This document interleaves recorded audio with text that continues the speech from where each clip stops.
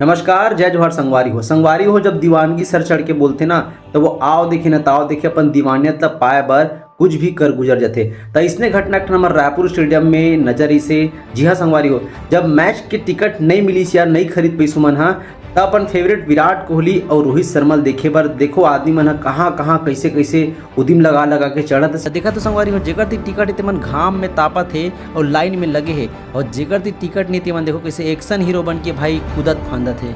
ऐसनहा घलो होते भाई, देख लो यार। ई मतलब जरा सा भी डर नहीं है कि पुलिस प्रशासन मन पकड़ ली या हमार जान ला कुछ खतरा हो सकते या हमन गिर गुरा गए तो कुछ भी हो सकते। इवन पकड़ा के तर नंगत ले सोटा भी सकते, छरात ले सोटा ही, लेकिन सिर्फ और सिर्फ इकर मया इकर दीवानियत रोहित शर्मा विराट कोहली देखे के।